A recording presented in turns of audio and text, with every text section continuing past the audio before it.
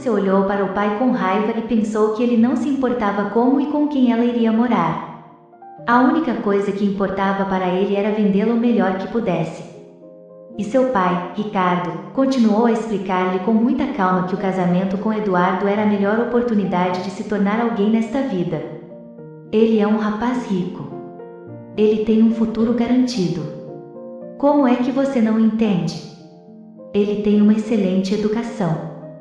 E você, como é formada em medicina, nunca conhecerá a miséria. Parece que você está feliz com minha carreira como médica, certo? Lúcia perguntou. Sim, estou feliz. Só não entendo qual é o sentido dessa sua carreira se temos um negócio de família totalmente diferente. Eu realmente não deveria ter ouvido você quando você disse que queria estudar nesta faculdade. De que vale o seu diploma se você já trabalha como minha assistente há 1 ano? Mas pai, para quê? Saiba que seu pai sente muito por não ter insistido quando ainda deu tempo, mas agora tudo será diferente. Você vai se casar com Eduardo e ponto final. Seu casamento está marcado para 25 de abril. Em 3 meses? Você diz isso como uma piada? Eu nem o conheço. Bem, hoje você vai conhecê-lo. Na verdade, é suficiente que eu o conheça. Meu motorista irá buscá-la e levá-la ao restaurante. Ricardo abraçou e beijou a filha. Seja uma boa garota, não se atrase.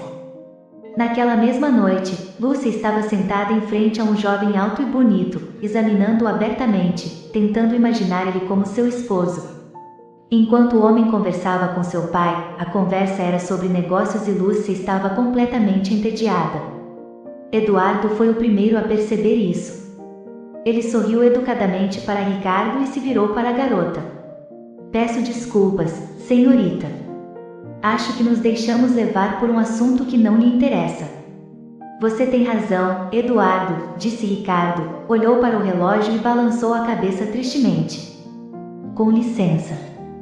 Mas tenho outra reunião em 15 minutos, então deixe-me dizer adeus a vocês. Eduardo, você faria a gentileza de não deixar minha filha sozinha e acompanhá-la em casa? Não se preocupe. Os homens se despediram e Ricardo foi embora. Tudo aconteceu tão rápido que Lúcia se sentiu confusa e só conseguiu voltar a si, quando Eduardo se sentou ao lado dela novamente e olhou em seus olhos. Que noite agradável, verdade? Durante as 2 semanas seguintes, os encontros como aquele se repetiram com frequência. Eduardo se mostrou um cavalheiro atencioso e romântico. Ele sabia antecipar os desejos de Lúcia e muitas vezes a surpreendia com boas surpresas. Agora a jovem tinha certeza de que seu pai estava certo, e Eduardo era exatamente a pessoa com quem ela poderia unir seu destino e ser feliz. Um dia, quando Lúcia tinha um encontro marcado com Eduardo, de repente ela se sentiu mal e ligou para o namorado para dizer que ia ficar em casa. Você quer que eu vá te ver? Não, nada realmente está errado comigo. Vou tomar uns comprimidos e vou dormir. Certo, meu amor. Te ligo amanhã. Lúcia foi para a cama como ela havia dito, mas o telefone tocou novamente e ela não conseguiu dormir. Uma amiga dela estava ligando. Lúcia, onde você está? Estou em casa, Billy. Eu não me sinto muito bem. Vamos. Preste atenção. Eduardo estava aqui e se divertiu muito. Você não sabe onde? Na discoteca. Que belezas ele tem ao seu lado, parece mentira. Você se atreve a vir? Bem, eu vou dar uma de paparazzi para você. Vamos ver as fotos que chegam até você, querida. Lúcia olhou as fotos e sentiu que aquele mundo tinha sido inventado e que era cor-de-rosa, agora estava caindo aos pedaços. O que sabia sobre esse homem? Nada. A jovem começou a chorar. Na manhã seguinte, foi até a casa de Eduardo conversar com ele e saber o que havia acontecido. Ele abriu a porta completamente adormecido e olhou para ela com espanto. O que você está fazendo aqui? Desculpe, vim falar com você. É muito importante. Lúcia cruzou a soleira do apartamento e ficou paralisada. Diante de uma porta aberta, no quarto, uma garota dormia profundamente na cama. Ela estava coberta por uma colcha leve sob a qual as belas curvas de seu corpo eram facilmente visíveis. Eduardo pegou Lúcia pela mão e a conduziu até a cozinha. Você não vai pensar em fazer um escândalo? Ele perguntou, franzindo a testa. Se não me engano, não vamos mais nos casar, Lúcia perguntou. Por que não? Se já fizemos um acordo com seu pai, vamos fazer um negócio juntos. Assim, tudo corre conforme o planejado. Nosso casamento é algo que é dado como certo. Isso quer dizer que eu também tenho o direito de ser infiel a você? Porque não parece que você vai deixar essa fulana. Cuidado com o que você diz. Não se esqueça que eu sou um homem, você me entendeu? Claro que Lúcia entendeu perfeitamente. Por isso, olhou para Eduardo e depois perguntou, então nosso casamento te dá privilégios, certo? Bem, muito bem. Lúcia saiu do apartamento, entrou no carro e saiu da casa do namorado, que de repente começou a odiar. Estava dirigindo sem saber para onde ir, quando viu um rapaz que estava sozinho na beira da estrada e precisava de alguém para lhe dar uma carona. Lúcia parou o carro e o rapaz veio correndo em sua direção. Era óbvio que ele estava envergonhado, mas então ele perguntou se não se importava de levá-lo a um lugar, indicou o endereço e Lúcia assentiu. Entre no carro e vamos. Muito obrigado, disse o desconhecido. Estava na estrada há muito tempo e ninguém parou. Como é que não chamou um táxi? Infelizmente não tenho dinheiro suficiente. Tem problemas financeiros? A verdade é que sim. Como se chama? Hector. Meu nome é Lúcia. Ouça, Hector, tenho algo para lhe oferecer.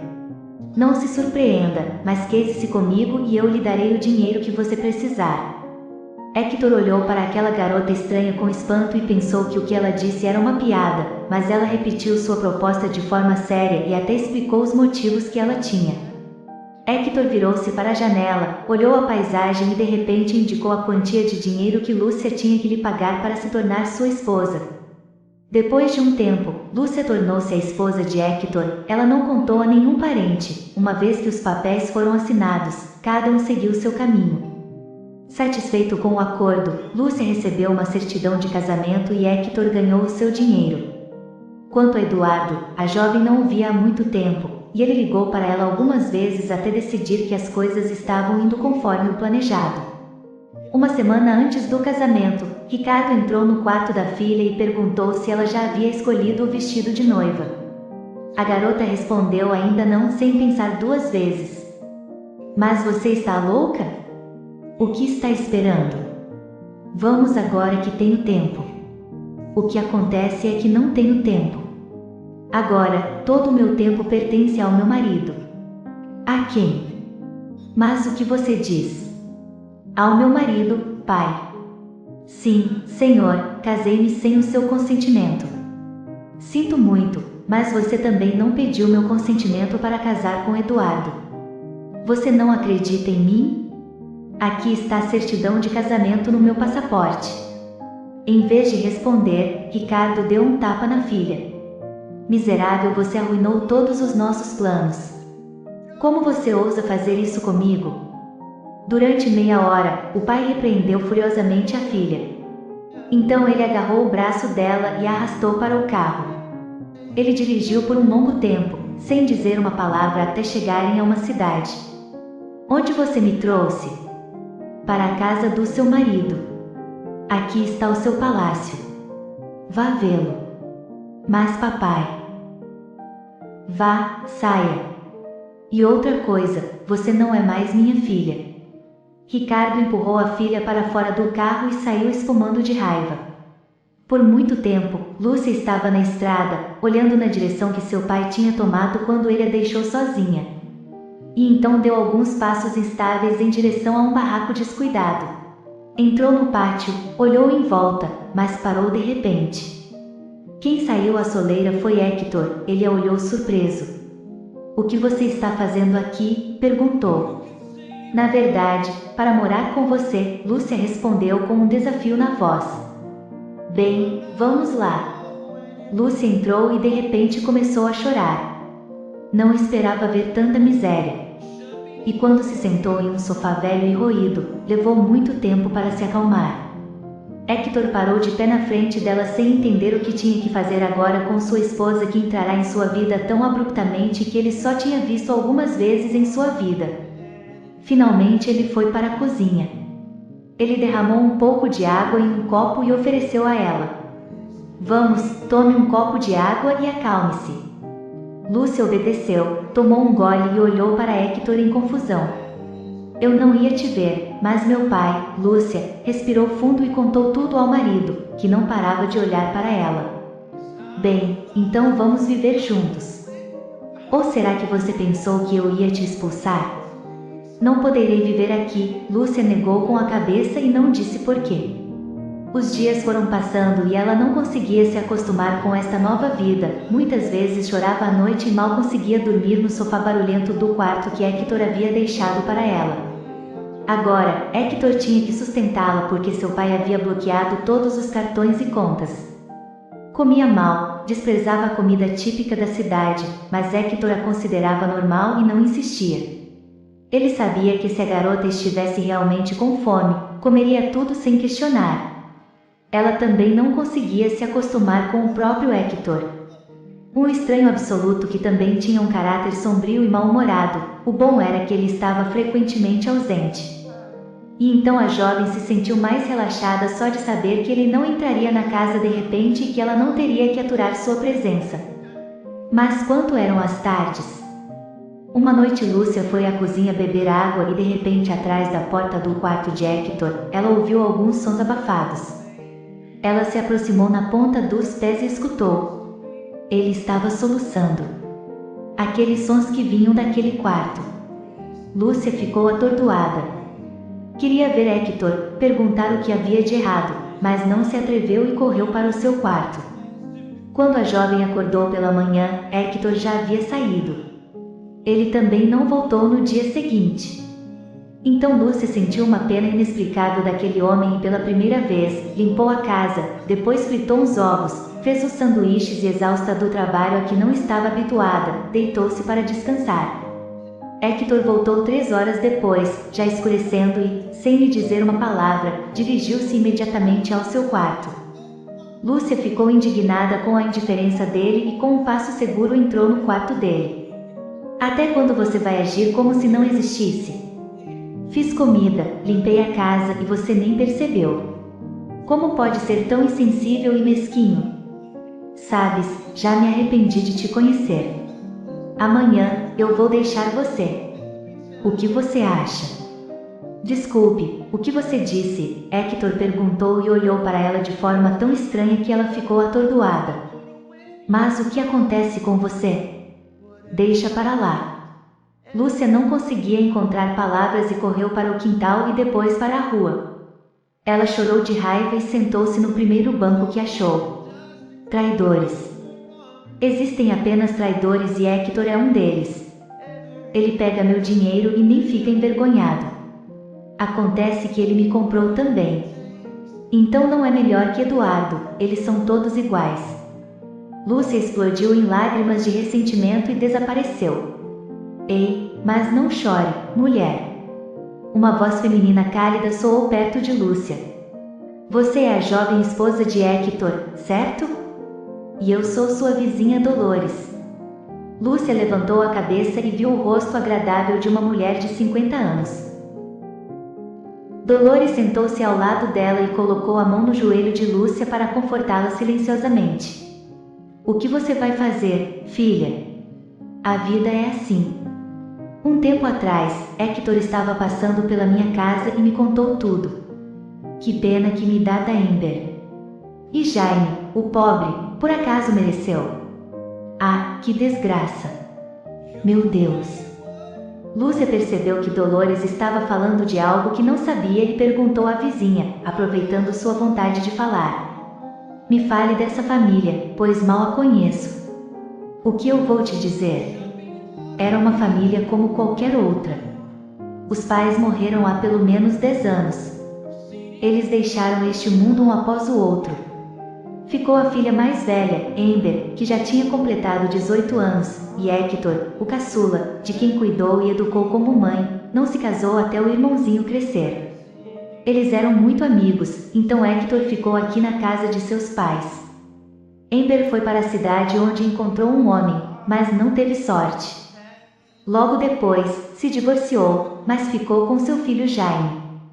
Ela o criou sozinha e recentemente resolveu vir aqui de táxi para ver Hector e sofreu um acidente. Ela e o taxista morreram imediatamente porque os dois estavam sentados na frente. E Jaime passou muito tempo no hospital. Assim que enterrou sua irmã, Hector foi ver seu sobrinho, mal se separava dele no hospital. Ele conseguiu dinheiro para seu tratamento, mas maravilhas não existem. O menino sofreu ferimentos muito graves. Ontem Hector enterrou a criança ao lado de sua mãe. Assim é a vida. Hector é um bom homem. Você tem que amá-lo muito e dar-lhe compaixão. Lúcia levantou-se completamente atordoada do banco e agradeceu a Dolores e voltou para casa. Hector estava deitado no sofá de frente para a parede. Lúcia sentou-se ao lado dele, puxou-o para perto, abraçou-o e começou a dar carinho àquele homem como se fosse uma criança pequena.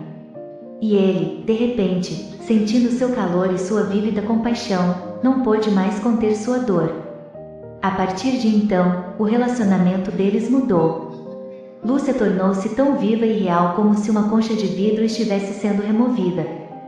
Sentiu uma profunda afeição por Hector, começou a ajudá-lo em tudo. Aprendeu a fazer as tarefas domésticas, a cozinhar, a lavar e a limpar. E Hector estava sempre ao seu lado. Com ela, sua vida tornou-se mais fácil e agradável. E uma noite, ele a abraçou e a beijou. E ela jogou os braços em volta do pescoço dele em troca. A última barreira entre eles foi derrubada naquele instante. 6 meses se passaram.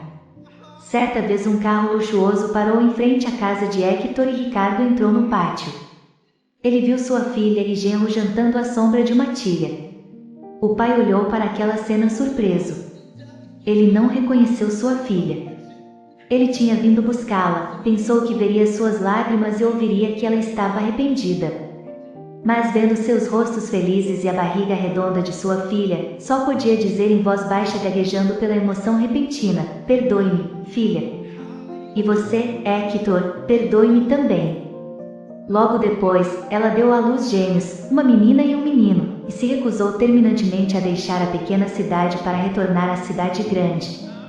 O avô adorava os netos e logo a casa de Hector começou a aparecer outra coisa. No lugar daquele triste barraco cresceu um lindo chalé de 2 andares que rapidamente se encheu de vozes alegres. Hector trabalhava com Ricardo enquanto Lúcia se dedicava à casa e aos filhos e sentia-se mais feliz do que nunca.